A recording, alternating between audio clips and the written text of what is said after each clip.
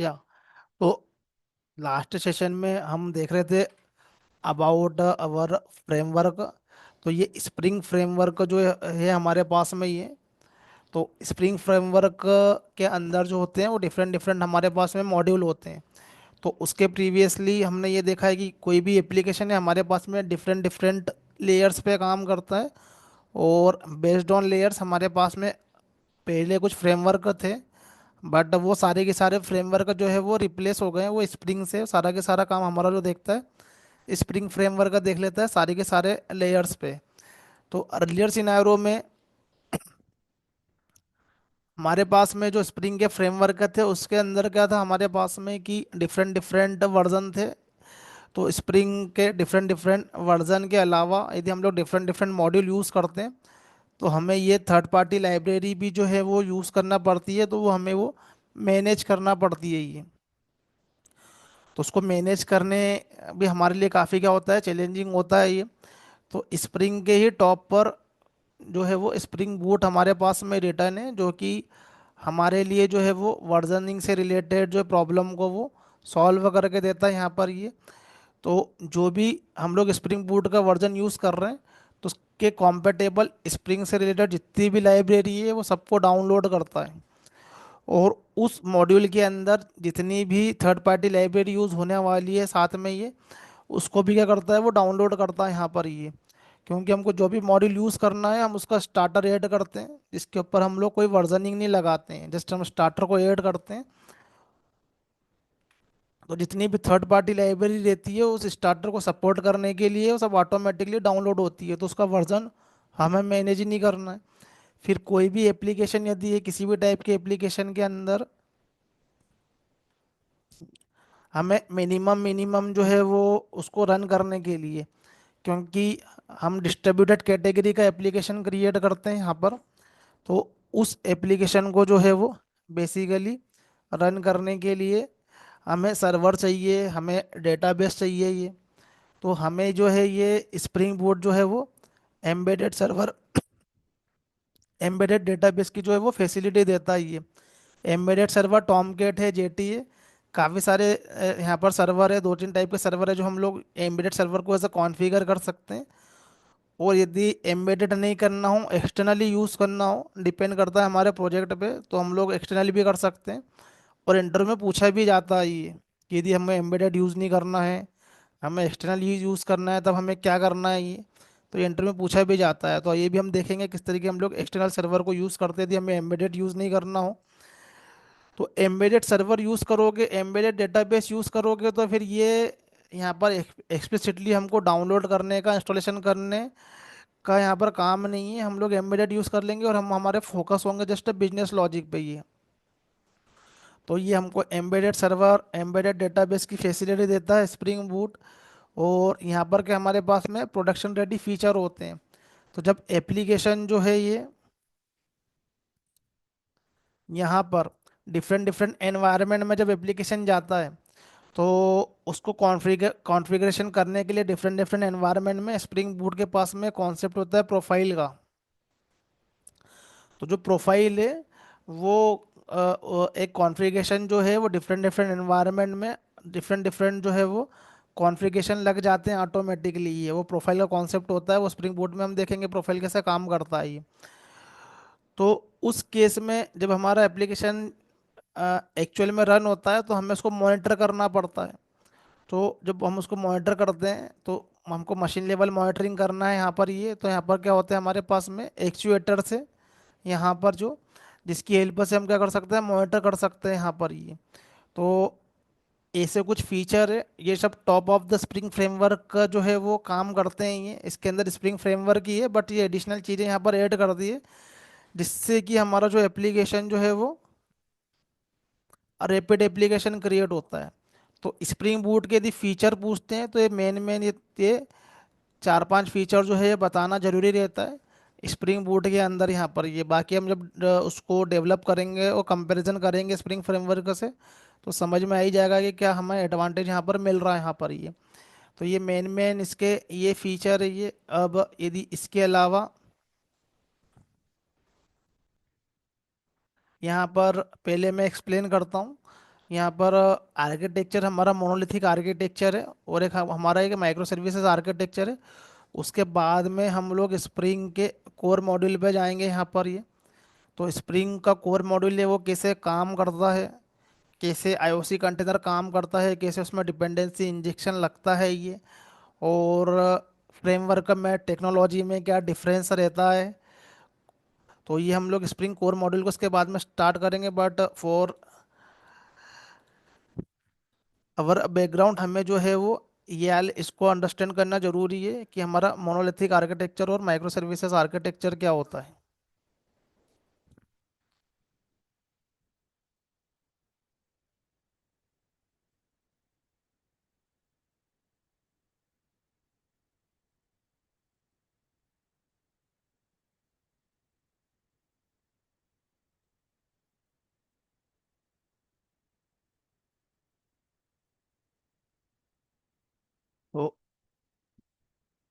तो एक्चुअली में क्या होता है कि यदि हम लोग कोई एप्लीकेशन को हम क्या करते हैं, क्रिएट करते हैं किसी भी तरीके के, लाइक हम क्या कर रहे हैं कि एक ई कॉमर्स का एप्लीकेशन क्रिएट कर रहे हैं।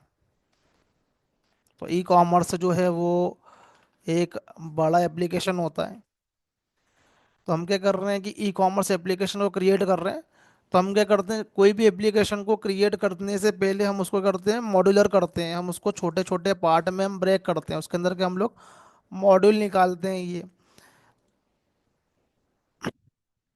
तो ई कॉमर्स प्रोजेक्ट के अंदर हमारे पास में जो मॉड्यूल रहेगा, तो एक मॉड्यूल हमारे पास में रहेगा जहाँ पर यूज़र, या, हमारे पास में रहेगा कि एडमिन मॉड्यूल, जहाँ पर न्यू कैटेगरी के प्रोडक्ट हैं जो वो ऐड होंगे। फिर होने के बाद जो प्रोडक्ट ऐड होंगे हमारे पास में, तो हम क्या करेंगे उसके बाद में उसको जो एंड कस्टमर जो है वो ऑर्डर करेगा यहाँ पर, तो हमारे पास में एक ऑर्डर मॉड्यूल हो सकता है।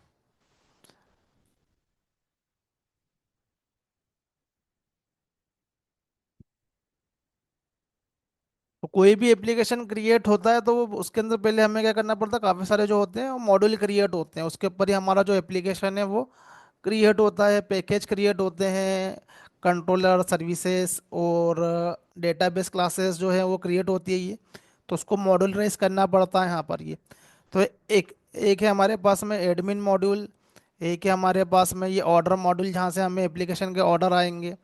फिर एप्लीकेशन में जहाँ से ऑर्डर आता है, फिर ऑर्डर आने के बाद में क्या होता है कि वो प्रोडक्ट जो है वो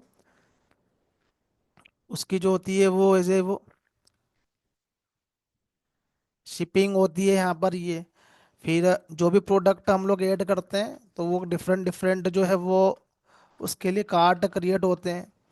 फिर शिपिंग होगी उसकी, फिर शिपिंग यदि होगी उसके बाद में ई कॉमर्स में बहुत सारे मॉड्यूल हो सकते हैं, जितने क्रिएट करोगे उतने कम है।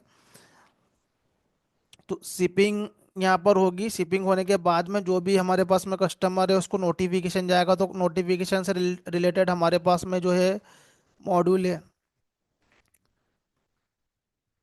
फिर कस्टमर को हमको ऑथेंटिकेशन करवाना है, तो हमारे पास में ये ऑथेंटिकेशन से रिलेटेड हमारे पास में क्या है, ये मॉड्यूल है।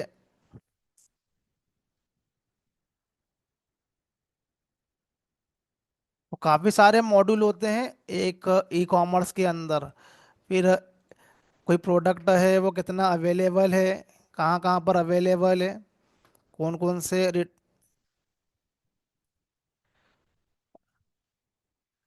वेयर हाउस में या रिटेलर रिटेलर के पास में वो अवेलेबल है, तो उसके लिए हमारे पास में होता है इन्वेंट्री मॉड्यूल। अब ये सब मॉड्यूल जो है वो हमको क्रिएट करना है, तो बेसिकली क्या होता है कि सारा के सारा कोड यदि हम लोग एक जगह प्लेस कर दें, तो या तो एक ही एप्लीकेशन में हम लोग बहुत सारे पैकेज बना लेंगे, एडमिन से रिलेटेड पैकेज बना ले, कंट्रोलर बना ले यहाँ पर, ऑर्डर से रिलेटेड हम लोग यहाँ पर पैकेज बना ले, कंट्रोलर बना ले यहाँ पर ये। तो पैकेज के फॉर्मेट में भी हम लोग क्या कर सकते हैं, मॉड्यूल कर सकते हैं, लेकिन वहाँ पर क्या होता है काफ़ी कन्फ्यूज़न होगा ये, सब कुछ क्या हो जाएगा कि एक ही जगह पे प्लेस हो जाएगा। तो हमें क्या करना है कि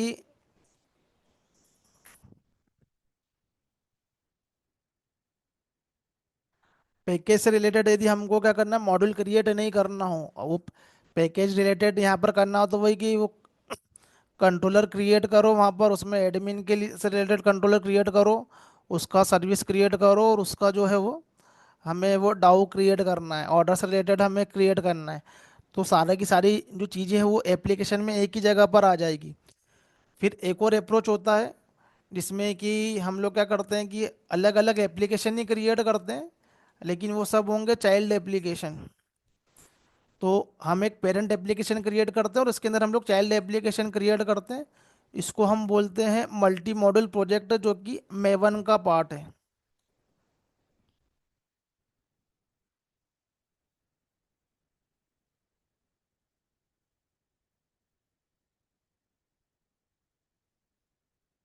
तो मेवन के अंदर एक हमें आता है concept, multi module maven project. तो ये मल्टी मॉड्यूल के अंदर क्या होता है कि हमारा जो मेवन का पॉम रहता है उसके अंदर डिफरेंट डिफरेंट जो प्रोजेक्ट है उसकी एंट्री रहती है। तो जब भी उसका बिल्ड बनता है तो साथ में ही बनता है मल्टी मॉड्यूल प्रोजेक्ट का, लेकिन वो प्रोजेक्ट होता है वो हमारे वर्क स्पेस में वो अलग अलग दिखता है वो, कुछ इस तरीके का, वो ऐसा इस तरीके का कुछ वो प्रोजेक्ट रहेगा यहाँ पर। तो एक प्रोजेक्ट ये रहेगा, एक प्रोजेक्ट ये रहेगा, एक प्रोजेक्ट एक रहेगा, ये रहेगा अलग अलग मॉड्यूल। तो वो जो रहेगा वो एक पेरेंट प्रोजेक्ट का पार्ट रहेगा वो, जिसको हम लोग बोलते हैं रूट प्रोजेक्ट। और उसके अंदर डिफरेंट डिफरेंट क्या होते हैं, प्रोजेक्ट क्रिएट होते हैं। तो हमें जब हम लोग पॉम क्रिएट करते हैं, तो पॉम क्रिएट करते हैं तो क्या करते हैं यहाँ पर ऐसी मॉड्यूल की एंट्री करते हैं वो उस पेरेंट के अंदर। तो पेरेंट के अंदर वो चाइल्ड प्रोजेक्ट रहते हैं ये। तो यहाँ पर जो है वो उस पर्टिकुलरली चाइल्ड प्रोजेक्ट की जो यहाँ पर पर्टिकुलरली जार फाइलें क्रिएट होती है, जो कि उस पर्टिकुलरली प्रोजेक्ट के अंदर ही आती है। वो जब हम उसका फाइनल बिल्ड क्रिएट करते हैं तो उसी के अंदर अवेलेबल रहती है, बाकी वो छोटे छोटे प्रोजेक्ट रहते हैं। तो हम लोग मल्टी मॉड्यूल प्रोजेक्ट भी क्रिएट कर सकते हैं। तो बड़े बड़े जो प्रोजेक्ट होते हैं तो अर्लियर सिनेरियो में मल्टी मॉड्यूल प्रोजेक्ट ही क्रिएट होते हैं। पहले मल्टी मॉड्यूल प्रोजेक्ट ही क्रिएट होते थे। हम लोग सारा के सारा जो कोड है उसका पैकेजिंग एक ही प्लेस पे नहीं करते हैं, based on module, based on different different module हम उसको क्या करते हैं, ब्रेकआउट करते हैं यहाँ से ये।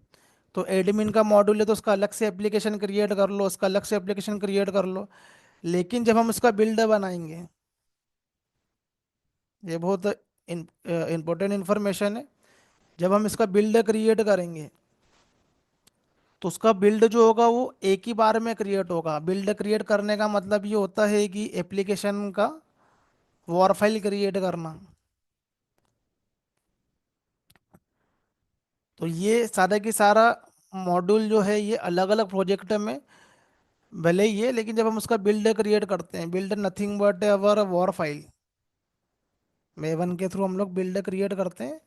तो हम लोग उसका वॉर फाइल क्रिएट करते हैं, जिसके अंदर क्या होती है कि अलग अलग मॉड्यूल की जार फाइलें रहेगी यहाँ पर, ये jar 1 प्लस jar 2।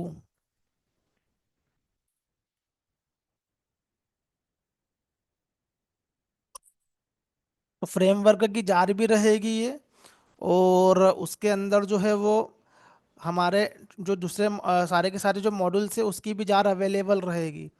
तो कुछ इस तरीके से स्ट्रक्चर रहता है जब हमारा फाइनल बिल्ड बनता है। अल्टीमेटली सर्वर को क्या समझ में आता है, सर्वर को ये स्ट्रक्चर समझ में आता है। जब एप्लीकेशन को डिप्लॉय करोगे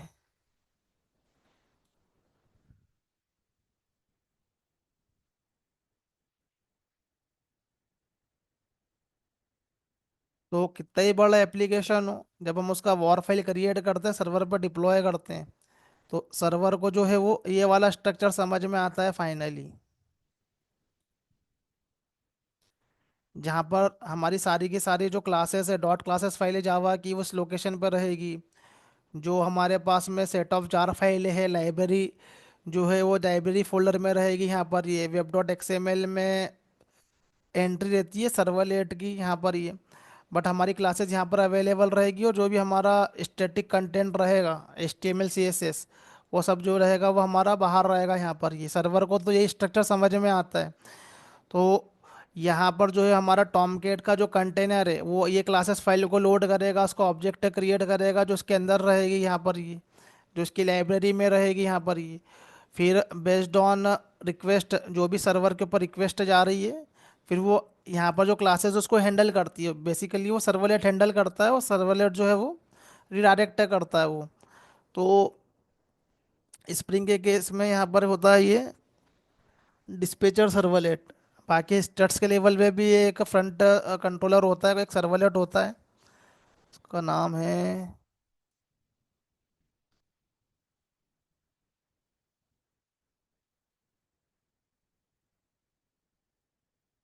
एक्शन वगैरह, से कुछ नाम है।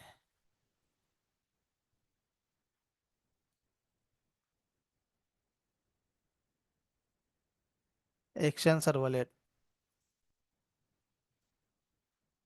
तो ये सर्वलेट जो है ये स्टेट्स के केस में ये रिडायरेक्ट करता है हमारे कंट्रोलर के लिए।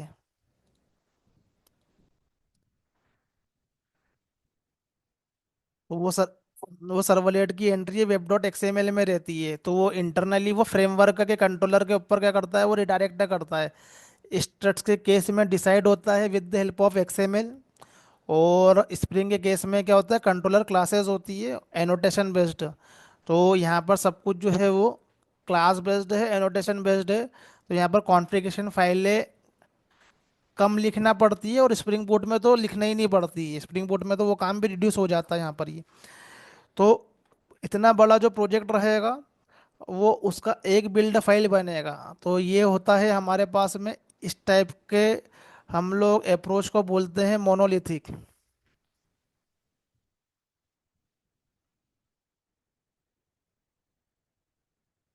तो इंटरव्यू में ये क्वेश्चन पूछते हैं ये कि ये माइक्रो सर्विसेज के एडवांटेज क्या मिले, माइक्रो सर्विसेज क्यों अभी यूज़ कर रहे हैं एप्लीकेशन में।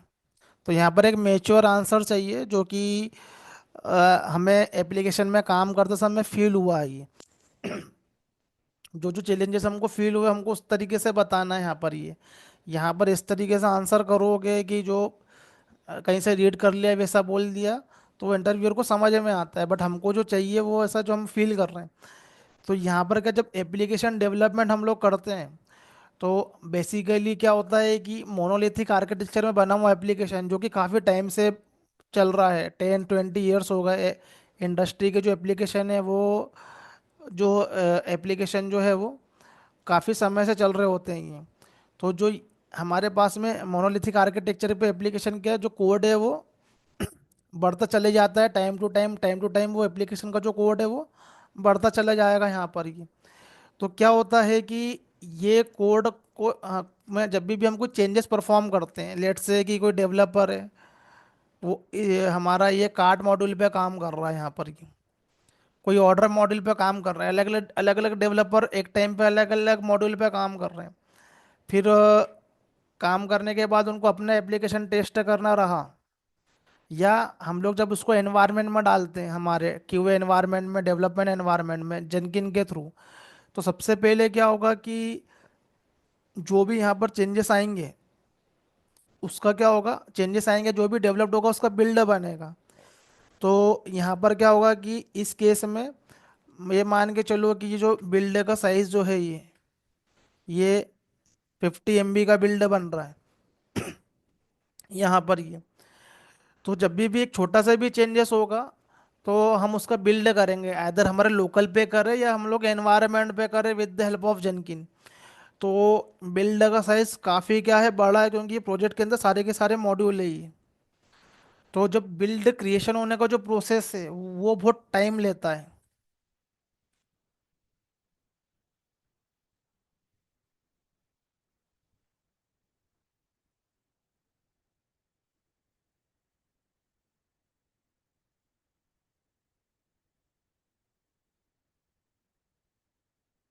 कभी कभी वो टाइम 20 मिनट, 25 मिनट, 30 मिनट, जितना बड़ा एप्लीकेशन रहेगा उतना टाइम लेगा वो। तो क्या होता है कि जब हम लोग सी आई सी डी परफॉर्म करते हैं, हमारा जो कोड है वो हम लोग क्यूए टीम को अवेलेबल करवाते हैं। तो जब भी हमारे चेंजेस को क्या करते हैं, डिप्लॉय करते हैं सर्वर पे, फिर सर्वर को हम लोग यहाँ पर जेनकिन का जॉब रन करेंगे और फिर से हम लोग उसका बिल्ड क्रिएट करेंगे, सर्वर पे डिप्लॉय करेंगे। तो ये जो हमारा बिल्ड होने का प्रोसेस है, ये काफ़ी टाइम लेगा यहाँ पर ये।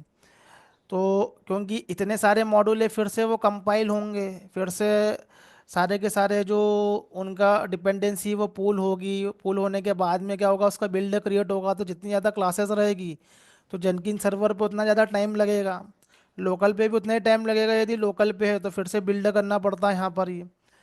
तो यहाँ पर क्या है कि बिल्ड में काफ़ी सारा क्या लगता है, यहाँ पर टाइम लगता है। इस तरीके से हम लोग यदि बिल्ड क्रिएट करते हैं तो ये है कि इसका ये क्या हो गया, ये ड्रॉबैक हो गया ये। फिर जितना ज़्यादा बिल्ड में टाइम लगेगा तो एक नया चेंजेस जब वो जाएगा हमारे सर्वर पे, तो सर्वर पे हमको डाउन करना पड़ता है, फिर रिस्टार्ट करना पड़ता है।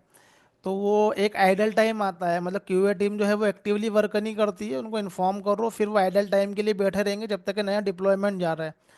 तो समटाइम्स क्या होता है इंडस्ट्री में कि नॉर्मल डे में तो ठीक है, दिन में एक दो बार ही करना पड़ता है, लेकिन कई बार रेग्रेसिवली डिप्लॉयमेंट करना पड़ता है, दिन में तीन चार चेंजेस चले गए हैं, या हम लोग अजाइल मेथोडोलॉजी यूज़ कर रहे हैं। अजाइल के बारे में एक्सप्लेन करूंगा मैं। तो जब हम लोग डेडलाइन के पास में आते हैं तो फ्रिक्वेंटली सर्वर को रिस्टार्ट करते रहते हैं। तो इस केस में क्या होता है कि फिर काफ़ी क्यूए टीम को आइडल बैठना पड़ता है, या फिर यहाँ पर वो मना करते हैं कि बार बार इसको मत रिस्टार्ट करो। ये तो बिल्ड बनने में जब टाइम लगेगा तो ऐसे बहुत सारे चैलेंजेस आएंगे यहाँ पर ही। तो एक ड्रॉबैक तो हमारे पास में आ गया बिल्ड में, ये मोनोलिथिक आर्किटेक्चर में। फिर दूसरा ड्रॉबैक आएगा यहाँ पर कि जब ये एप्लीकेशन सर्वर पर जाता है ये, और जब हमारा सर्वर के ऊपर किसी न किसी रीज़न से यदि हमारे पास में ऑर्डर मॉड्यूल में कुछ इशू आ गया यहाँ पर ये, तो हम क्या करते हैं कि ऑर्डर मॉड्यूल को हम लोग यहाँ पर क्या करेंगे कि उसका इशू फिक्स कर रहे हैं। तो फॉर एग्जांपल के लिए हमारा ये मेक माई ट्रिप का एप्लीकेशन है।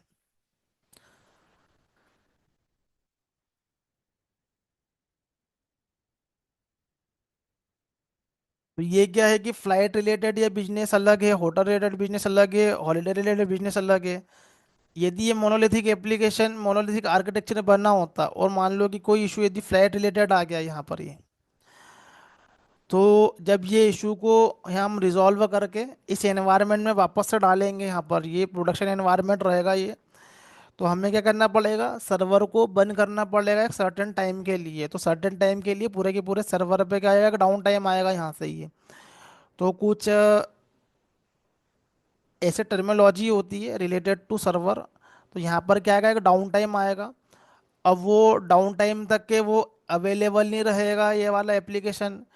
तो मान लो कि जब ये इसका इशू फिक्स हुआ, और फिक्स होने के बाद फिर से रिडिप्लॉय करा, फिर सर्वर स्टार्ट करा, और 30 मिनट का डाउन टाइम आ गया, तो 30 मिनट तक के कोई भी ये अदर मॉड्यूल को भी यूज़ नहीं कर सकता यहाँ पर ही। तो बिकॉज ऑफ देट क्या होगा, कंपनी को बिजनेस लॉस होंगे। यदि हम लोग इस आर्किटेक्चर से यदि करते हैं तो यहाँ पर क्या होते हैं, बिजनेस लॉस भी होते हैं हमारे पास में ही। तो एक जो उसका डिसएडवांटेज रहेगा वो ये वाला रहेगा यहाँ पर ये, कि यदि इसको हम लोग बोलते हैं सिंगल पॉइंट ऑफ फेलियर, ये मोनोलिथिक का जो है वो डिसएडवांटेज है।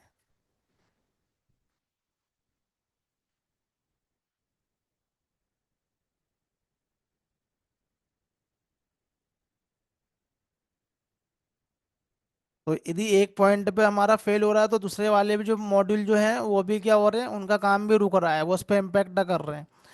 तो कुछ मॉड्यूल तो ऐसे रहेंगे कि वो डिपेंडेंट रहेंगे, ये जैसे कि हमने यहाँ पर ऑर्डर किया यहाँ पर ये, तो ऑर्डर करने के हमारा जो ऑर्डर जो है वो कब एक्सेप्ट होगा, जब हमारा यहाँ पर पेमेंट हुआ, उधर पेमेंट का भी एक मॉड्यूल रहेगा ये। जो पेमेंट का मॉड्यूल जो है वो जो पेमेंट गेटवे से इंटरेक्ट करेगा। तो थर्ड पार्टी हमारे पास में क्या होते हैं, पेमेंट गेटवे होते हैं ये। रोजर पे, पेपल, यूपीआई, ये सब पेमेंट गेटवे, ये तो उसके लिए ये वाला मॉड्यूल इंटीग्रेट करेगा। तो जब तक के ऑर्डर नहीं होगा ये पेमेंट गेटवे काम नहीं करेगा यहाँ पर ये। तो यहाँ पर क्या है कि सिंगल पॉइंट ऑफ फेलियर है, यदि एक पॉइंट पे यदि इशू आ गया है तो दूसरा वाला भी इम्पेक्ट करेगा यहाँ पर ये। अब जो भी डिपेंडेंट मॉड्यूल यदि है यहाँ पर ये, तो ये तो ठीक है कि भाई ऑर्डर नहीं हुआ तो पेमेंट नहीं होगा तो ये बंद हो गया तो डिपेंडेंट है, लेकिन जो इंडिपेंडेंट है जो ये, तो माइक्रो सर्विसेज के जो आर्किटेक्चर के जो प्रोजेक्ट होते हैं वो इस टाइप के होते हैं। फ्लिपकार्ट, अमेजोन, जहाँ पर डिफरेंट डिफरेंट बिजनेस है, यहाँ पर ये लॉगिन सबका एक ही है, लेकिन डिफरेंट डिफरेंट यूज़ केस है, डिफरेंट डिफरेंट बिजनेस है। यहाँ से फ्लाइट बुकिंग का अलग है, होटल बुकिंग अलग है, ट्रेन अलग है। तो इस केस में हमारा सिंगल पॉइंट ऑफ फेलियर का इशू आएगा यहाँ पर। फिर एक build creation process will take time, तो ये टाइम भी लेगा और उसका साइज भी बड़ा रहेगा यहाँ पर ये और इसका साइज बड़ा रहेगा तो सर्वर को ऑन होने में भी क्या कर रहेगा यहाँ पर ये टाइम लगेगा। तो एक इशू ये आएगा, एक इशू यहाँ पर ये आता है। जो मेन मेन इशू है ये हाई लेवल के। फिर क्या होता है कि हम कोई भी एप्लीकेशन को जब क्रिएट करते हैं,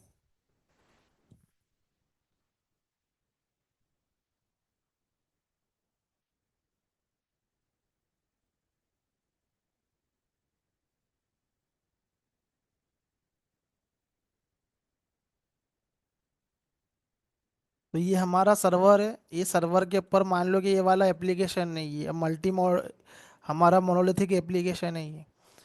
तो ये सर्वर के ऊपर ये वाला एप्लीकेशन है। तो हमारा नॉन फंक्शनल रिक्वायरमेंट क्या होता है कि ये एप्लीकेशन जो है वो कैसे काम करता है मल्टीपल यूज़र के लिए, कि 1000 यूज़र पे कैसा बिहेव करेगा ये, 2000 पे कैसा बिहेव करेगा ये। तो हमें क्या करना पड़ता है कि एक पर्टिकुलर सर्वर का लोड है वो उतने लोड की उसकी कैपेबिलिटी होती है, वो परफॉर्मेंस टेस्टिंग में हम लोगों को टेस्ट करना पड़ता है ये। अब यदि उससे ज़्यादा कैपेबिलिटी में जा रहा है, हार्डवेयर रिसोर्सेज अवेलेबल नहीं है, तो हमें क्या करना पड़ता है कि नया सर्वर पे जो है वो रिडायरेक्ट करना पड़ता है लोड को। इस पे नहीं आ रहा तो तीसरे सर्वर पे हम लोग लोड हो करते हैं, रिडायरेक्ट करते हैं। तो इनके बीच में हमारे पास में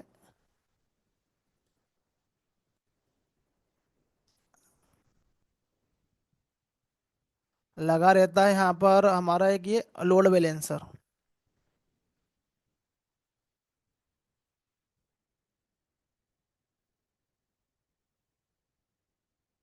ये भी एक सर्वर है, लोड बैलेंसर।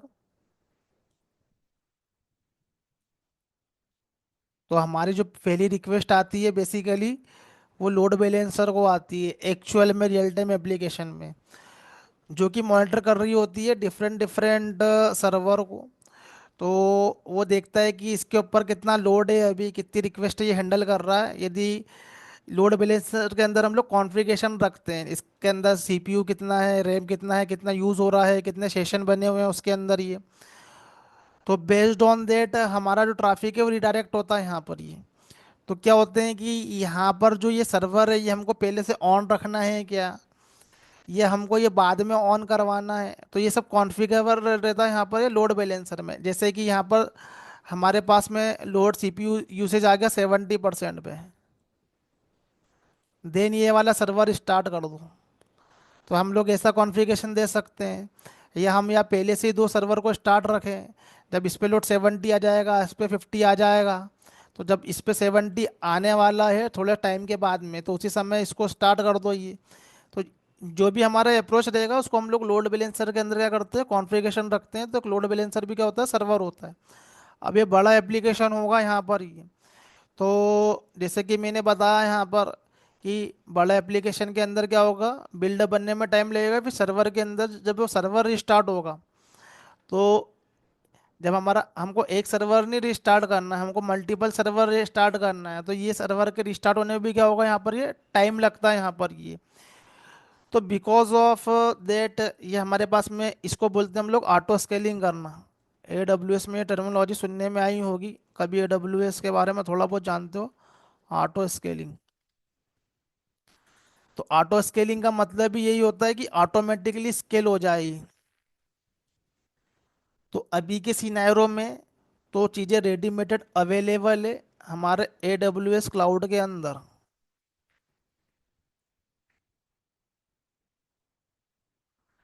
तो अभी हम क्या करते हैं कि यदि क्लाउड का यूज़ करते हैं तो यहाँ पर चीज़ें रेडीमेडेड अवेलेबल है। पहले क्या होते थे, क्लाउड नहीं था तो हमें ऑन प्रीमाइसेस एनवायरनमेंट क्रिएट करने पड़ते थे, तो लोड बैलेंसर सर्वर जो है वो खुद को कॉन्फ़िगरेशन करना पड़ता था। बट अभी के समय में हमें अमेजोन ने या फिर गूगल ने, माइक्रोसॉफ्ट ने हमें क्या दे के रखे हुए यहाँ पर क्लाउड सर्विसेज दे के रखी हुई है, जो हमको जहाँ पर हमें ये सारी चीज़ें जो है मिल जाएगी, जस्ट हमको उसको यूज़ करते आना चाहिए यहाँ पर ही।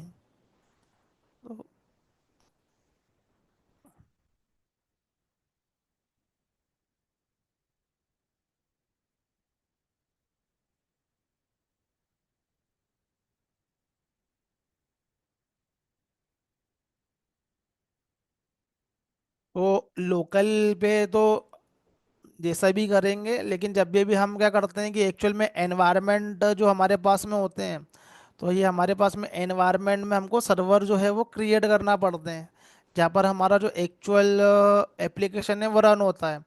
तो हमें मशीनें परचेस करना पड़ती है वहाँ पर ही। तो ये EC2 उसकी सर्विस है क्लाउड की, जहाँ से तुम क्या कर सकते हो कि मशीनें परचेस कर सकते हो यहाँ पर ही। तो फॉर प्रैक्टिस यहाँ पर फ्री टायर भी अवेलेबल है, लेकिन जो एक्चुअल सर्वर होते हैं वो काफ़ी ज़्यादा बड़े कॉन्फ़िगरेशन के होते हैं यहाँ पर ये। तो हमको यहाँ पर क्या करना है कि यदि कोई नया यहाँ पर इंस्टांस लॉन्च करना है, नया इंस्टांस लॉन्च करना मतलब एक मशीन परचेस करना रिमोटली, तो जो हमारे एप्लीकेशन होते हैं वो हाई कॉन्फ़िगरेबल मशीन के ऊपर रन होते हैं, और उन मशीनों के ऊपर हमारा सर्वर रन होता है, सर्वर इंस्टॉलेशन होता है।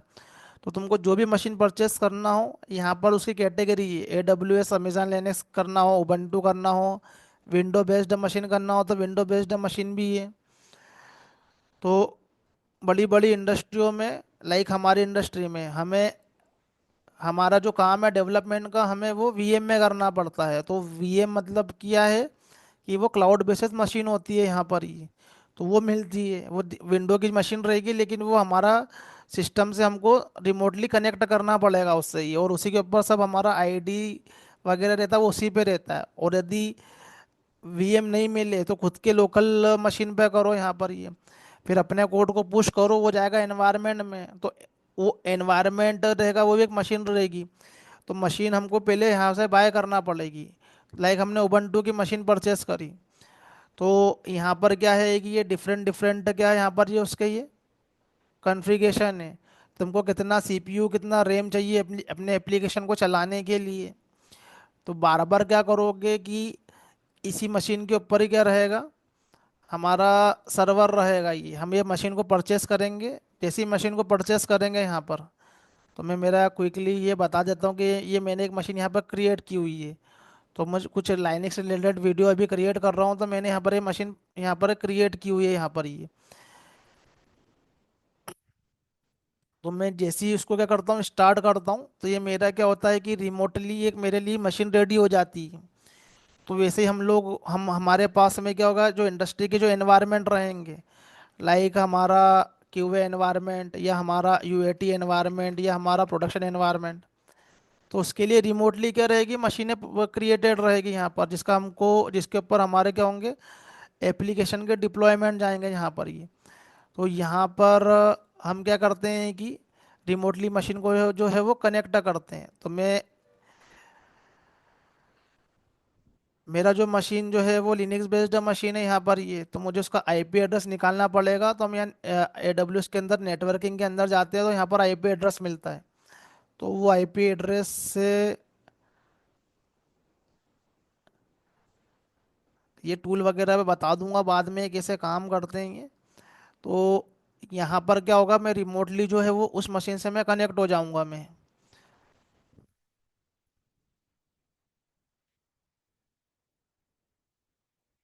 तो उस लोकेशन पे यदि कोई सर्वर होगा तो मैं यहाँ से उसको क्या देख सकता हूँ, मैं स्टार्ट स्टॉप कर सकता हूँ।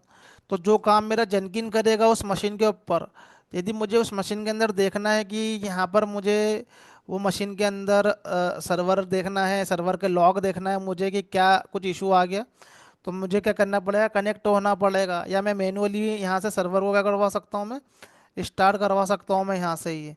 तो ये मेरे पास में कमांड रहेगी। कभी यहाँ पर कुछ टॉमकेट रिलेटेड मेरे पास में इंस्टॉलेशन है तो मुझे टॉमकेट का फोल्डर दिखेगा, मैं उस फोल्डर पे जाऊँगा, वहाँ से मैं लॉग देख सकता हूँ मैं ये।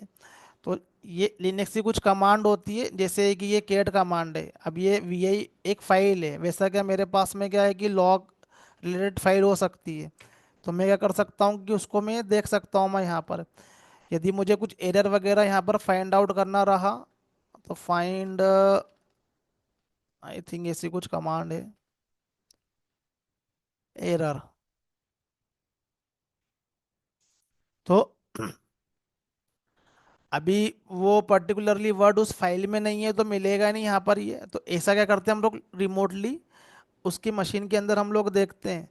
तो ऐसा कि ऐसा जो है यहाँ पर रिमोटली क्या करना पड़ता है, हम लोग यहाँ पर ये मशीन को जो है वो क्रिएट कर सकते हैं, न्यू इंस्टेंस लॉन्च करना है और क्रिएट करना है।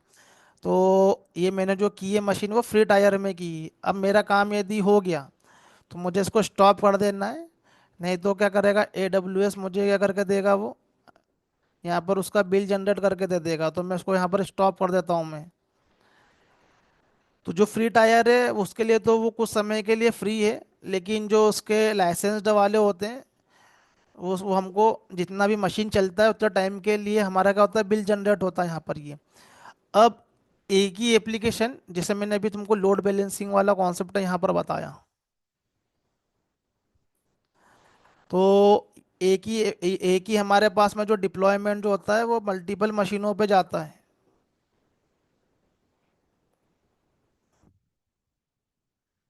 लाइक ये हमारा फ्लिपकार्ट का एप्लीकेशन है, बिग बिलियन डे आ गया है, एक बार में क्या हो गए, बहुत सारे यूज़र के हिट आ गए उस टाइम पर। तो उस टाइम पे हमारे पास में हमको एक्टिव सर्वर जो है वो ज़्यादा रखने पड़ेंगे। ये फ्लिपकार्ट का एप्लीकेशन का जो है वो डिप्लॉयमेंट है, इसको वॉर फाइल कंसिडर करके चल दो कि ये वॉर फाइल है ये। तो ये लोड बैलेंसर पे जाएगा और ये मल्टीपल इंस्टेंस क्रिएट करेगा, ऑटो स्केलिंग परफॉर्म करेगा। तो तुमको बेस्ड ऑन हीट कितनी मशीनें क्रिएट करवाना है, क्या करवाना है, ये सारे के सारी जो है वो लोड बैलेंसर को यहाँ पर बताना पड़ता है। तो पहले तो ये चीज़ें टफ होती थी, क्योंकि ऑन प्रीमाइसेस पहले हमारे पास में जो है वो नेटवर्क होते थे। बट अभी ये चीज़ें इजी हो जाती है बिकॉज ऑफ क्लाउड। तो cloud is a mandatory skill, अभी के समय में मैंडेटरी आना चाहिए। तो जब भी कोई तुम इंस्टांस क्रिएट करते हो, उसमें सर्वर इंस्टॉलेशन करते हो, तो तुम्हारी कोई ना कोई सी कंडीशन होगी जिसके बेस में तुम्हें और भी मशीनें क्रिएट हो जाना चाहिए यहाँ पर ही। तो यहाँ पर लेफ्ट साइड में देखोगे तो कि लोड बैलेंसर की यहाँ पर सर्विस आती है यहाँ पर ये। तो यहाँ पर लोड बैलेंसर की सर्विस है, यहाँ पर हम लोग क्या करते हैं कि लोड बैलेंसर क्रिएट करते हैं। ये भी अलग अलग टाइप के होते हैं कि तुमको किसके बेस पे जो है वो ऑटो स्केलिंग परफॉर्म करना है यहाँ पर ये, ट्रैफिक के बेस पे कैसे कैसे ऑटो स्केलिंग परफॉर्म करना है। तो लोड बैलेंसर टारगेट ग्रुप है। तो यहाँ पर क्या होते हैं कि जितनी भी मशीनें हम लोग रखते हैं, जितनी मशीनें क्रिएट करते हैं, उसको इस टारगेट ग्रुप में डाल देते हैं। और उसके ऊपर हम लोग कुछ कंडीशन अप्लाई कर देते हैं कि बेस्ड ऑन CPU कंडीशन यहाँ पर ये वाली मशीन स्टार्ट हो जाए, या बेस्ड ऑन HTTP रिक्वेस्ट ये मशीनें स्टार्ट हो जाए। तो अलग अलग तरीके के हमारे पास में क्या होते हैं, लोड बैलेंसर होते हैं ये। कुछ प्रोटोकॉल पे काम करते हैं, कुछ HTTP रिक्वेस्ट पे काम करते हैं। तो ये अलग अलग टाइप के हमारे पास में क्या है, ये लोड बैलेंसर है ये। तो हम इसको कॉन्फ़िगरेशन करते हैं।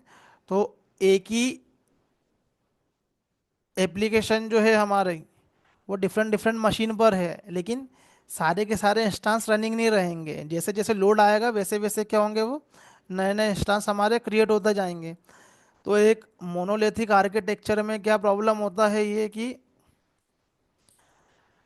बिकॉज ऑफ एप्लीकेशन साइज उस सर्वर को स्टार्ट होने में भी एक टाइम लगता है यहाँ पर ही। और हमको एप्लीकेशन जो डिप्लॉय करना है वो सारी मशीनों पे करना पड़ता है, वो जिनकिन के जॉब कुछ इस तरीके से काम करते हैं। तो ये सब टाइम लेगा यदि हमारे पास में बड़ा एप्लीकेशन नहीं है। तो यहाँ पर जो है वो लोड बैलेंसिंग के अंदर भी क्या होगा, यहाँ पर अलग अलग सर्वर हमको यहाँ पर क्रिएट करना है, तो यहाँ पर इसको भी अप करने में टाइम लगेगा, ये क्विकली नहीं स्टार्ट होंगे ये, क्योंकि एप्लीकेशन का साइज बढ़ रहा है, तो एक नया एनवायरनमेंट अप होने में भी टाइम लगेगा यहाँ पर ये। तो ये होता है ये मोनोलिथिक के ये चैलेंजेस है, ये सबसे बड़े चैलेंजेस यही वाले हैं लोड बैलेंसिंग के अंदर, जो हम लोग ऑटो स्केलिंग परफॉर्म कर रहे हैं यहाँ पर ये। तो उस केस में भी हमें सर्वर का टाइम लग रहा है, सिंगल पॉइंट ऑफ फेलियर है, फिर बिल्ड क्रिएशन होने में टाइम लग रहा है, फिर सबसे बड़ा चैलेंजेस ये भी है इसके अंदर, debugging will take time.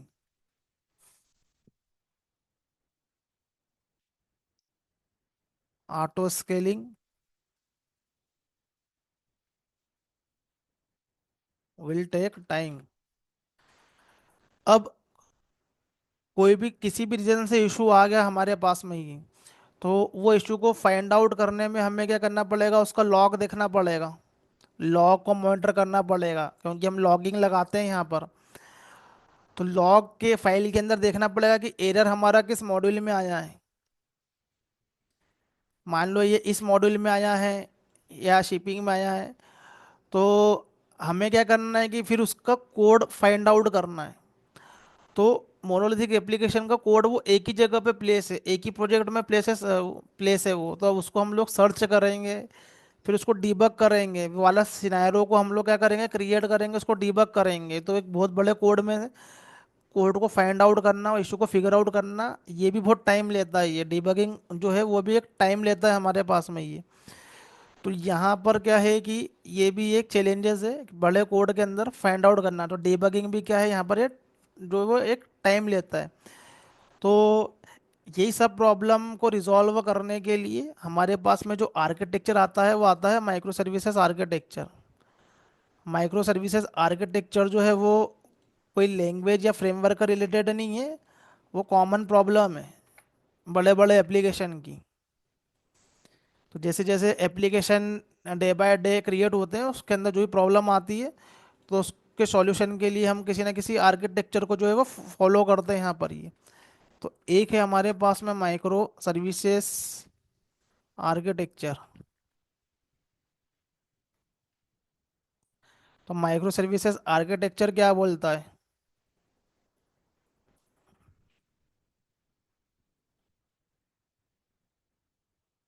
Micro services architecture ये बोलता है don't create single single module, instead of that create separate separate API. तो यहाँ पर जो है वो जितने भी हमारे पास में मॉड्यूल है, ये एडमिन मॉड्यूल,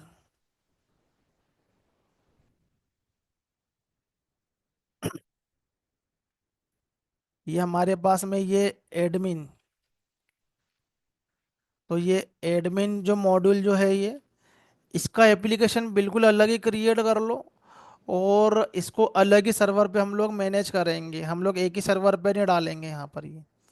फिर जो हमारा ऑर्डर मॉड्यूल है,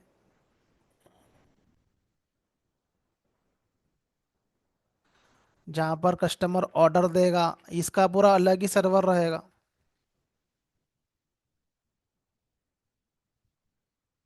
हमारा कार्ड मॉड्यूल है,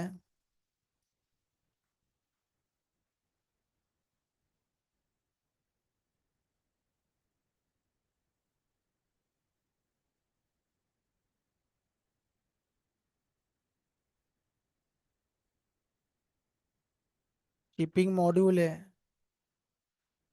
माइक्रो सर्विसेज आर्किटेक्चर वहाँ काम आएंगे जहाँ पर बहुत बड़ा प्रोजेक्ट रहेगा, छोटे मोटे प्रोजेक्ट के लिए आर्किटेक्चर काम का नहीं है, स्टूडेंट मैनेजमेंट, कॉलेज मैनेजमेंट, उसके लिए मोनोलिथिक पे ही जाओ, जहाँ पर 5-6 पेज का एप्लीकेशन है, बहुत कम क्लासेस वहाँ पर क्रिएट होगी।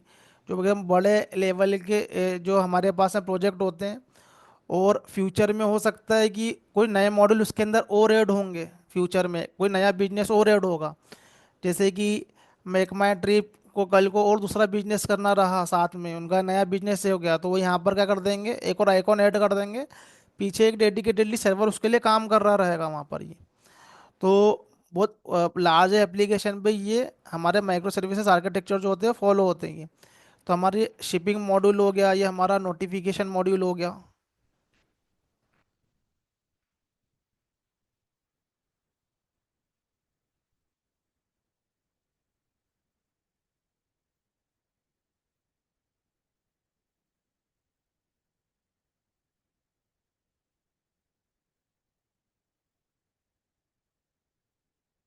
हमारा ये इन्वेंट्री मॉड्यूल हो गया,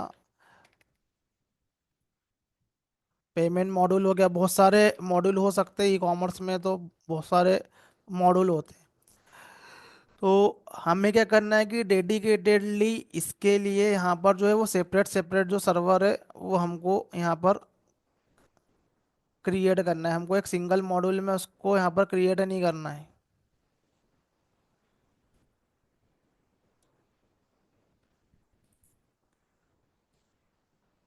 एक ऑथ सर्वर भी ले लो जहाँ पर यूज़र का ऑथेंटिकेशन होगा, तो ये ऑथ सर्वर भी आता है ऑथेंटिकेशन के लिए। थर्ड पार्टी सर्वर भी अवेलेबल रहते हैं, या हम उसको एपीआई भी क्रिएट कर सकते हैं। तो ये सब क्या होगा, आपस में सर्वर होगा। अब क्या होगा कि अलग अलग सर्वर यदि रहेंगे, अब मोनोलिथिक टाइप का एप्लीकेशन है, तो यहाँ पर तो एक ही सर्वर है, तो एक ही आईपी एड्रेस आएगा यहाँ पर। लेकिन यहाँ पर प्रॉब्लम ये रहेगा कि इतने सारे सर्वर रहेंगे तो हर सर्वर का आईपी एड्रेस आएगा यहाँ पर। जैसे कि 10.0.01,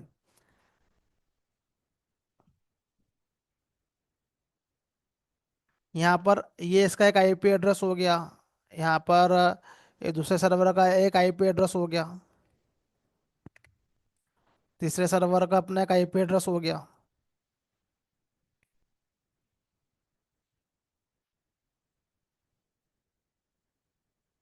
चौथे सर्वर का एक अपना आईपी एड्रेस हो गया।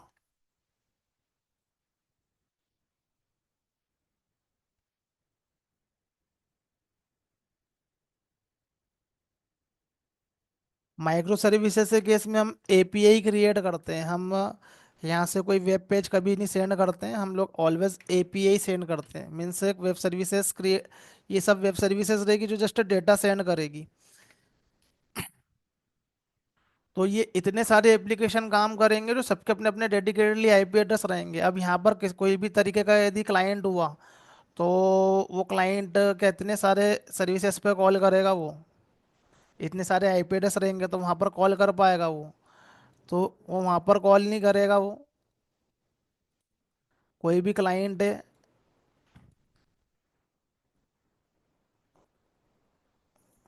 यहाँ पर मोबाइल एप्लीकेशन मान के चलो, तो ओवर द नेटवर्क वो इतने सारे जो है वो सर्विसेज जो है वो कॉल करेगा तो नहीं कर पाएगा। कहाँ पर इतने सारे आईपी एड्रेस कॉन्फ़िगरेशन करेगा यहाँ पर ये? हर सारे के सारे जो है वो डेडिकेटली अलग अलग सर्वर है यहाँ पर ये। तो क्या होता है कि जब भी हम लोग माइक्रो सर्विसेज आर्किटेक्चर को अचीव करते हैं, तो माइक्रो सर्विसेज आर्किटेक्चर में हमें हमारे इतनी सारी सर्विसेज को मैनेज करने के लिए और भी सर्विसेज फ्यूचर में आ सकती है। तो यहाँ पर जो है इतनी सारी जो सर्विसेज जो है वो हम लोग डेडिकेटेडली क्रिएट करते हैं, लेकिन माइक्रो सर्विसेज आर्किटेक्चर में ये सर्विसेज को हमको एक जगह पर रजिस्टर पर जो है वो उसको रजिस्टर करना पड़ता है। तो हमारे पास में क्या होते हैं, एक होता है रजिस्ट्री सर्वर। रजिस्ट्री सर्वर का काम है कि सारे के सारे जो सर्विसेज है उसका वो डिटेल रखेगा।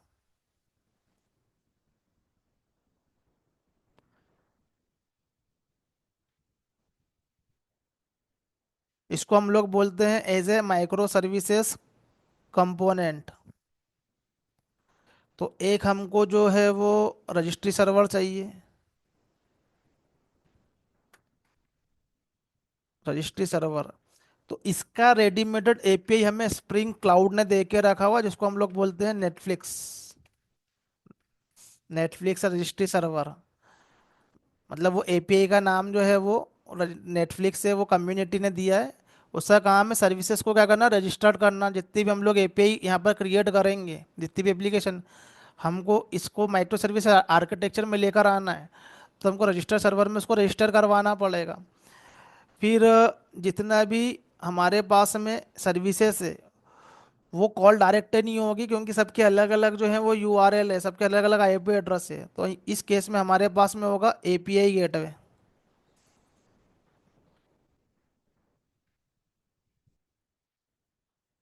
तो एपीआई गेटवे के अंदर फर्स्ट रिक्वेस्ट आएगा, तो एपीआई गेटवे के अंदर राउटिंग की फैसिलिटी रहेगी, एपीआई गेटवे के अंदर फिल्टरिंग की फैसिलिटी रहेगी।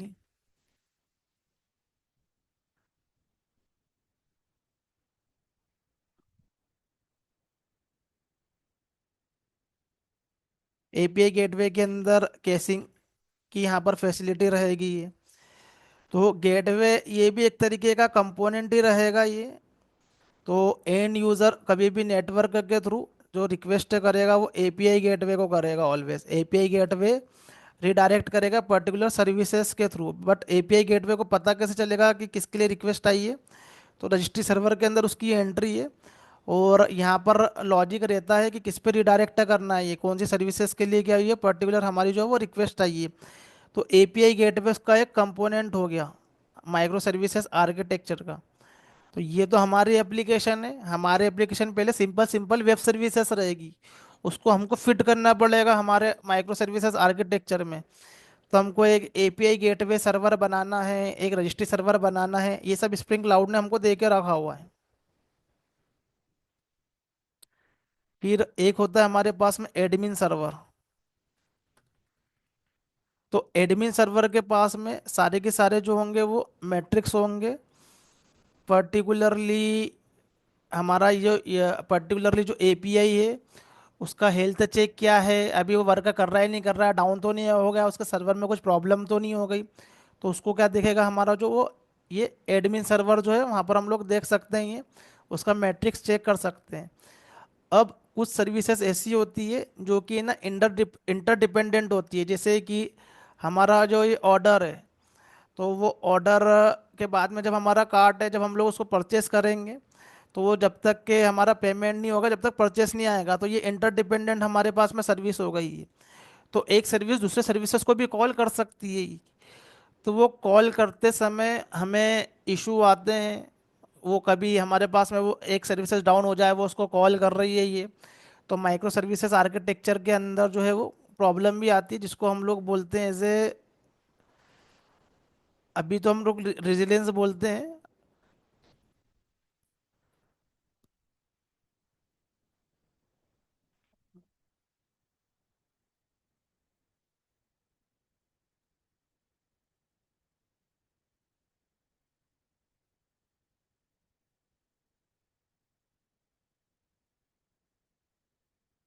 Fault tolerance, fault tolerance resilience एक उसके अंदर एक सिचुएशन है जहाँ पर हमारा सर्विस बंद हो जाता है यहाँ पर।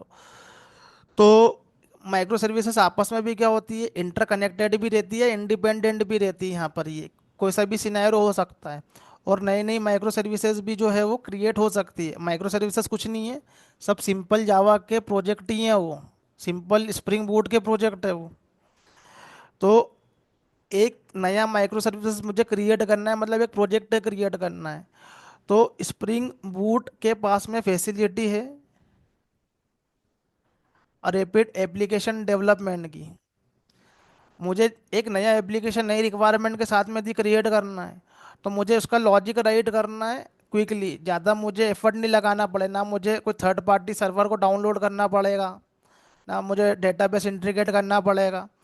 वो क्या होगा कि मेरा जो रहेगा वो, यहाँ पर मैं एम्बेडेड सर्वर एम्बेडेड डेटाबेस का यूज़ करके मेरे लोकल सिस्टम में मैं क्विकली एप्लीकेशन को मैं क्या कर सकता हूँ, मैं क्रिएट कर सकता हूँ मैं ये। बिकॉज क्या है कि यदि हम माइक्रो सर्विसेज आर्किटेक्चर फॉलो कर रहे हैं, तो इतने ये सब अलग अलग एप्लीकेशन है, और ये अलग अलग सर्वर पे चलेंगे, तो तो मान लो कि एक बार में हम लोग हमारे सिस्टम में 3 सर्वर,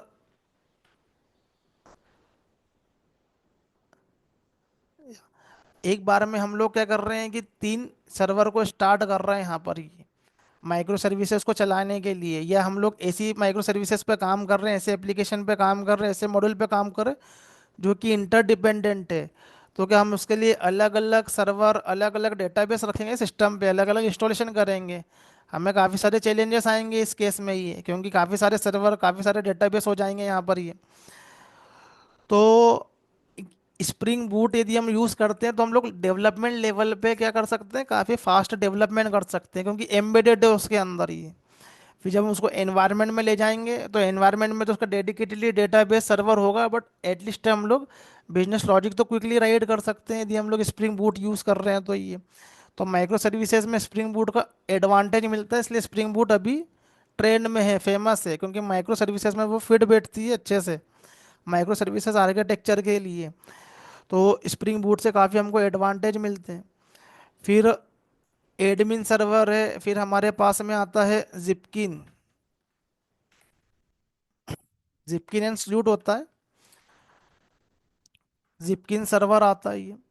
तो जिपकिन का काम है कि यदि एक माइक्रो सर्विसेज ने दूसरे माइक्रो सर्विसेज को कॉल किया, दूसरे ने तीसरे को यदि कॉल किया, तो ये सबका क्या करता है, ट्रेसिंग रखता है ये, कब पहला किसने किसको कॉल किया था, उसके बाद किसने कॉल किया। अब मान लो फॉल्ट टॉलरेंस आ गया, तो एक सर्विसेज जो है वो बंद पड़ गई है किसी भी रीज़न से यहाँ पर ये। तो रिक्वेस्ट कहाँ पर गई, कहाँ पर बंद हुई, तो उससे क्या होता है कि हमें एडवांटेज मिल जाता है कि कौन सा वाला सर्विसेज फेल हुआ है, कौन सा बंद हुआ है यहाँ पर ये, तो हमें ये एडवांटेज मिलता है। तो एक जिपकिन सर्वर जो होता है मॉनिटर करता है, तो इसका भी एक सर्वर होगा, इसका भी डेडिकेटेडली सर्वर है, मतलब इसके लिए एक मशीन लगेगा, इसके लिए एक मशीन लगेगा, इसके लिए मशीन लगेगा, इसके लिए मशीन लगेगा। तो हमारी सर्विसेज के लिए तो हमको डेडिकेटेडली मशीन लग ही रहे हैं, लेकिन उसके अलावा माइक्रो सर्विसेज आर्किटेक्चर को अचीव करने के लिए भी हमें और मशीनें लग रही है। फिर एक हमारे पास में होता है जिपकिन सर्वर, फिर एक हमारे पास में होता है कॉन्फिग सर्वर।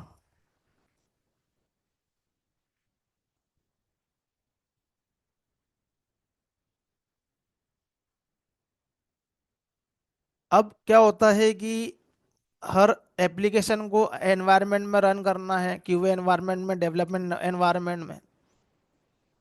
तो हो सकता है जब हमने उसको लोकली डेवलप किया, जब हमने एम्बेडेड सर्वर यूज़ कर लिया है लेकिन एनवायरनमेंट में ले गए हैं, तो डेडिकेटेडली हम लोग कोई सर्वर यूज़ कर रहे हैं या डेटाबेस यूज़ कर रहे हैं यहाँ पर ये डेडिकेटेडली।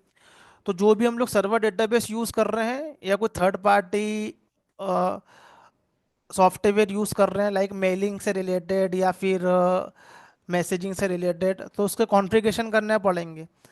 तो हर एप्लीकेशन के लिए तुमको कॉन्फ़िगरेशन करना पड़ेंगे, सबकी प्रॉपर्टी फाइल के अंदर वो कॉन्फ़िगरेशन करना पड़ेगा। तो फिर हमको प्रॉपर्टी फाइल के अंदर क्या करो, उसको राइट करो। अब कोई भी हमको नया प्रॉपर्टी ऐड करना रहेगा तो फिर वो मॉड्यूल पे जाओ, उसकी प्रॉपर्टी के अंदर जाके उसको ऐड करो उस सर्विसेज के अंदर ही। तो अलग अलग एप्लीकेशन में तुमको कॉन्फ़िगरेशन करने की ज़रूरत नहीं है। हमारे पास में क्या होता है, एक सेंट्रलाइज लोकेशन होती है। तो वो लोकेशन जो होती है वो हमारी जहाँ पर हमारा कोड पड़ा हुआ रहता है, वो वहीं पर ही वो उसकी लोकेशन रहती है।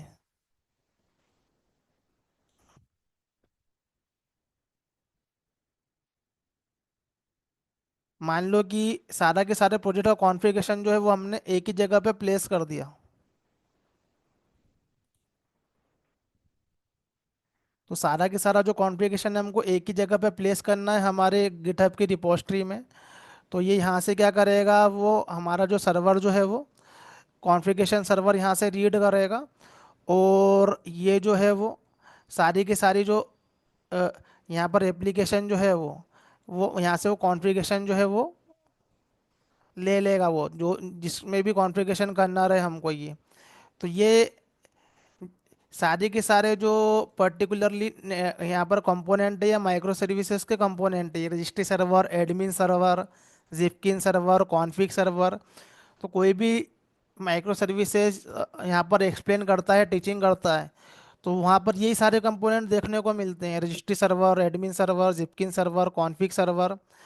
तो ये हमारे इंडिपेंडेंट एप्लीकेशन है, उसको इंडिपेंडेंटली हम लोग क्रिएट कर सकते हैं। बाद में हमको फिट करना पड़ता है, मतलब एंट्री करवाना पड़ती है सारे के सारे एप्लीकेशन की इन सारे ये सारे सर्वरों में ये, ताकि हम उसको क्या कर सके, मॉनिटर कर सकें, ट्रेस कर सकें, उसके अंदर का डेटा निकाल सके ये। अब इतने सारे एप्लीकेशन क्रिएट होंगे, अब मान लो किसी एप्लीकेशन में इशू आ गया, तो एप्लीकेशन के अंदर यदि हमारे पास में यदि इशू आ गया ये, तो हमको फिगर आउट करना है जल्दी से। तो एक तरीका तो मैंने बताया अभी, ये इसे मोनोलिथिक एप्लीकेशन में था यहाँ पर, कि एक ही सर्वर है, तो हम लोग रिमोटली कनेक्ट हो गए, हमने उसके अंदर का लॉग देख लिया तो हमें इशू पता चल गया। लेकिन यहाँ पर तो बहुत सारे सर्वर रहेंगे, तो किसका लॉग देखोगे, कितना कनेक्ट करोगे। तो यहाँ पर क्या होता है कि हम है ना इंडस्ट्री के अंदर कुछ टूल यूज़ करते हैं, बहुत एडवांस टूल होते हैं जो कि मॉनिटरिंग करते हैं हमारे लिए। तो एज ए डेवलपमेंट और क्यूए के अलावा एक सपोर्ट की भी टीम होती है, जिनको उस उन टूल का एक्सेस रहता है। किसी भी रीज़न से यदि एप्लीकेशन बंद हुआ या कुछ इशू आ गया, तो वो टूल में उनको दिख जाता है। इवन वो टूल ये भी बताएगा कि किस एप्लीकेशन के किस लाइन नंबर पे ये इशू आया है। तो एक हमारे पास में टूल है।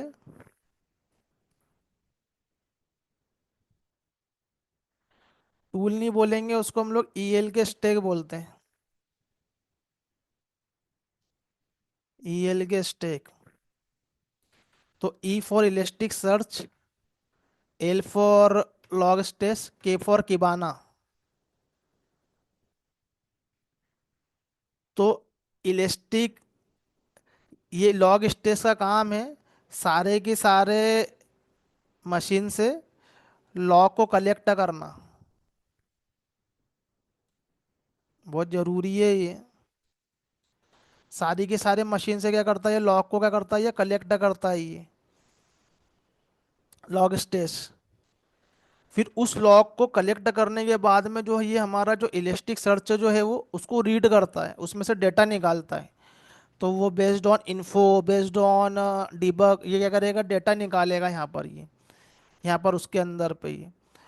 तो इलास्टिक सर्च जो है वो उसके अंदर से डेटा निकालेगा, और उसको ही हम लोग जो किवाना में जो है वो विजुअलाइजेशन फॉर्मेट में देख सकते हैं।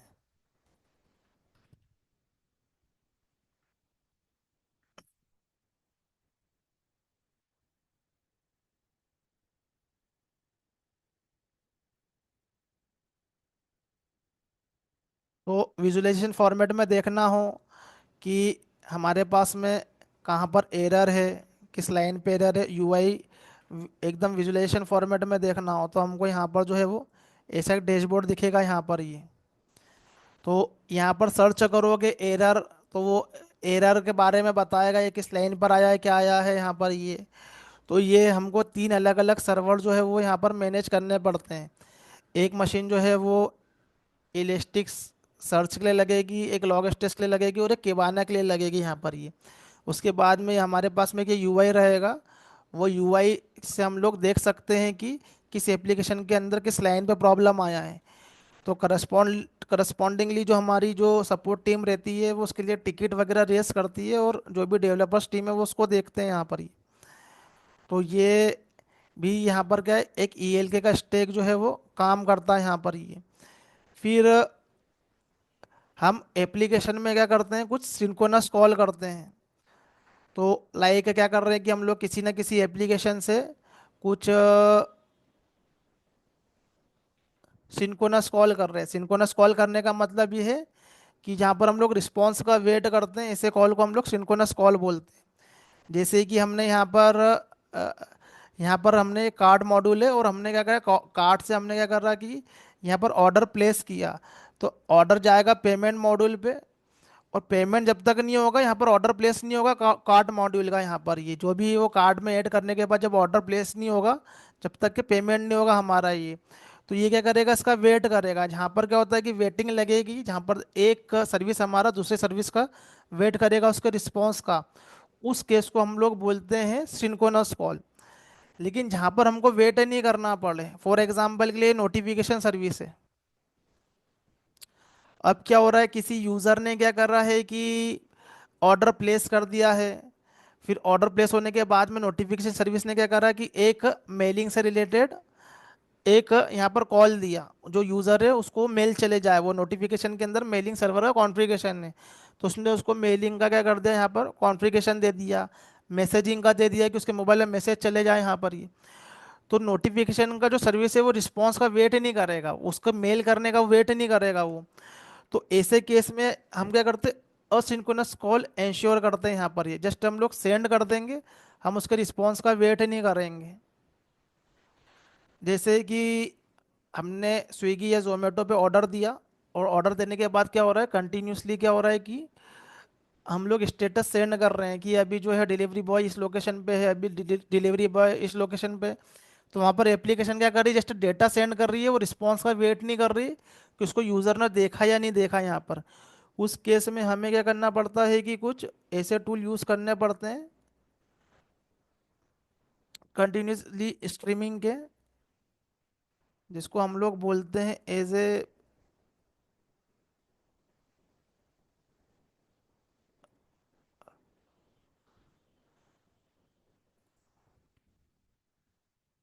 काफका। काफका या रेबिट एमक्यू। तो ये होते हैं हमारे पास में, जहाँ पर कंटिन्यूसली डेटा जो होता है वो हमारा यहाँ पर फ्लो करता है, वो यहाँ पर ये, यहाँ पर हमको रिस्पॉन्स के लिए वेट नहीं करना है यहाँ पर। तो ये जो काफका है, यहाँ पर नोटिफिकेशन सर्विस जो है वो उसको कॉल करेगी। और ये जो काफका है वो, यहाँ पर ये मान लो कि हमारे पास में एक सर्विस है मेलिंग से रिलेटेड, जो जिसका काम है वो मेल कर देता है वो। मेलिंग सर्वर हमारे पास में यहाँ पर कॉन्फ़िगरेशन है, एक एसएमटीपी सर्वर कॉन्फ़िगरेशन है। तो कोई सी भी एप्लीकेशन, नॉट ओनली नोटिफिकेशन, जहाँ से ही मुझे क्या करवाना है, कस्टमर को मेल करवाना है, किसी को मेल करवाना है, तो वो क्या करेगा यहाँ पर काफका के अंदर अपने डेटा को सेंड कर देगा यहाँ पर ये। और वो मेलिंग जो है वो एसएमटीपी सर्वर या मेलिंग के सर्वर कॉल होगा, और वो उसको सेंड हो जाएगा वो। अब ये इसके रिस्पॉन्स का वेट नहीं करेगी ये सर्विस कि ये यहाँ पर मेल हुआ या नहीं हुआ, ये जस्ट अपना डेटा सेंड करके छोड़ देगी यहाँ पर। तो उसको बोलते हैं हम लोग continuously data streaming. For example के लिए स्विगी जोमेटो पे जो डिलीवरी बॉय का जो स्टेटस देखते हैं, या फिर हम लोग ओला पर जो लोकेशन देखते हैं कि हमारा जो पर्टिकुलर कार है वो किस लोकेशन पर है, तो यहाँ पर क्या होता है, कंटिन्यूसली डेटा सेंड होता है यहाँ पर ही। तो उस केस में हम लोग क्या करते हैं, ये काफका का यूज़ करते हैं, और ये लिंक्डइन का बनाया हुआ सर्वर है, सॉफ्टवेयर है, हम लोग बोल सकते हैं। तो ये क्या है कि हमारी सर्विसेज है ये अंदर जो है ये, और ये पूरा के पूरा जो है ये इसका इकोसिस्टम है ये। API gateway, registry server, admin server, Zipkin server, config server, ELK stack, Kafka.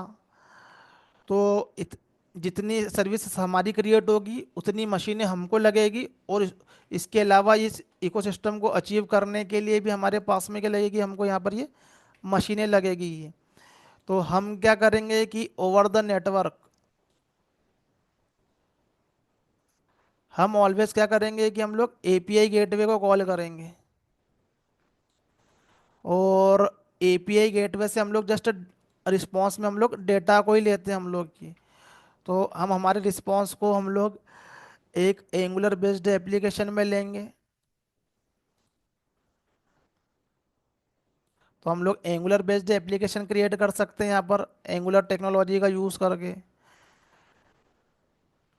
तो एंगुलर बेस्ड एप्लीकेशन के अंदर हमारा रिस्पॉन्स आ सकता है, या हो सकता है वो रिएक्ट बेस्ड हो, क्योंकि हम लोग जस्ट यहाँ पर क्या कर रहे हैं कि डेटा को ही सेंड कर रहे हैं। बाकी फ्रंट एंड टेक्नोलॉजी हमको हमारे हिसाब से चूज़ कर लेनी है, जिसमें भी हमको डेटा चाहिए वो ये, जिसमें भी हमको व्यू करवाना है यहाँ पर ये। तो ऑलवेज हम क्या करेंगे, एपीआई गेटवे को यहाँ पर कॉल कर लेंगे यहाँ पर ये। या हमको वो डेटा को दिखाना है एक मोबाइल एप्लीकेशन में, तो वो एंड्रॉयड एप्लीकेशन हो सकता है या फिर वो आईओएस एप्लीकेशन हो सकता है। तो वो मोबाइल मोबाइल के अंदर से क्या करेगा, वो सर्विसेज को कॉल करेगा एपीआई गेटवे से ही। तो बेसिकली यहाँ पर एंगुलर का एप्लीकेशन का कोड आता है ये ब्राउज़र के ऊपर, यहाँ रिएक्ट का एप्लीकेशन का कोड आएगा ब्राउज़र पे, वो भी किसी ना किसी सर्वर से आएगा वो। तो वो यहाँ पर एग्जीक्यूट होगा। ये एसपीए टाइप के एप्लीकेशन होते हैं, सिंगल पेज एप्लीकेशन बोलते हैं इसको ये। इसको बाद में बताऊंगा मैं डिटेल में ये। तो ये माइक्रो सर्विसेज का क्या, ये इकोसिस्टम है ये। तो माइक्रो सर्विसेज इकोसिस्टम में ये सब चीज़ें जो है वो हमको कॉन्फ़िगर करना पड़ती है, जो कि स्प्रिंग कम्युनिटी ने दे के रखी है स्प्रिंग क्लाउड के अंदर। तो ज़रूरी नहीं है कि स्प्रिंग का यूज़ करो, नहीं यूज़ करना हो तो एपीआई गेटवे एडब्ल्यूएस ने भी दिया हुआ है, एज्योर ने भी दिया हुआ है, उनका यूज़ कर लो। नहीं तो स्प्रिंग का यूज़ कर लो, स्प्रिंग का जो रहेगा वो फ्री रहेगा, इनका रहेगा उसके लिए वो परचेस करना पड़ेगा उसकी सर्विस ये।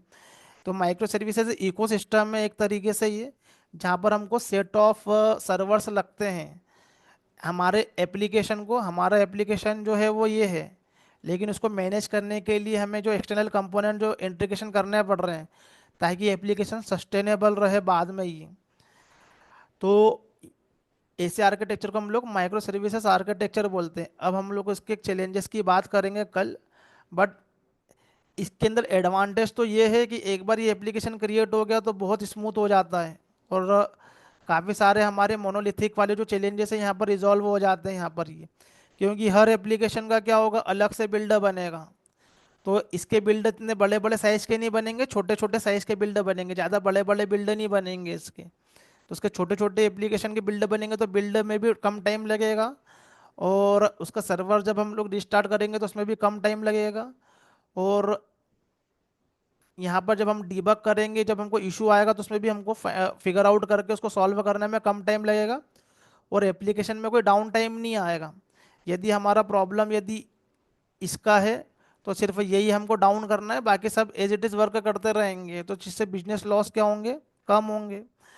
तो ये उसका एडवांटेज है। एक बार एप्लीकेशन डेवलप होगा तो बहुत स्मूथ हो जाता है, लेकिन डिसएडवांटेज ये है, इंफ्रास्ट्रक्चर बहुत कॉम्प्लेक्स हो जाता है। उसको मैनेज करने के लिए बहुत सारी मशीनें आपस में कम्युनिकेट करती है, बहुत सारी मशीनें होती है।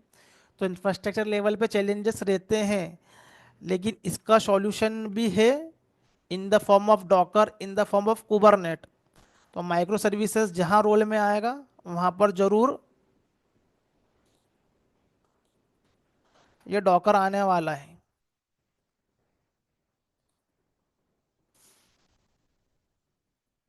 माइक्रो सर्विसेज के केस में जरूर डॉकर आता है, क्योंकि ऐसे एप्लीकेशन को हम यदि इसके लिए हम लोग इंफ्रास्ट्रक्चर क्रिएट करते हैं, तो काफ़ी सारी हमको मशीनें परचेस करना पड़ेगी एनवायरनमेंट के लिए, और लोकली ऐसे एप्लीकेशनों को चलाना है हमको ये। तो काफ़ी सारे हमें क्या करना पड़ेगा, लोकल लेवल पे जो है वो सेटअप करना पड़ेगा। तो सेटअप करने का मतलब यही है कि फिर वो मशीन के ऊपर वो सॉफ्टवेयर को रन करना, और उनको इंडिपेंडेंट रन करवाना टेस्ट करने के लिए। तो इसका जो सॉल्यूशन होता है इंफ्रास्ट्रक्चर के लेवल पे, वो हमें मिलता है डॉकर के फॉर्म में। तो जो सारे के सारे हमारे पास में जो एप्लीकेशन जो होते हैं, अभी मैं डिटेल में नहीं बताऊंगा ये, बट जो हमारे सारे के सारे जो एप्लीकेशन जो होते हैं वो ऐसे डायरेक्टली रन नहीं होते हैं, वो डॉकर के ऊपर रन होते हैं। अब वो डॉकर टेक्नोलॉजी कैसे काम करती है, डॉकर को क्यों यूज़ करते हैं, क्या हमें इंफ्रास्ट्रक्चर लेवल पे एडवांटेज मिलते हैं इसके ये।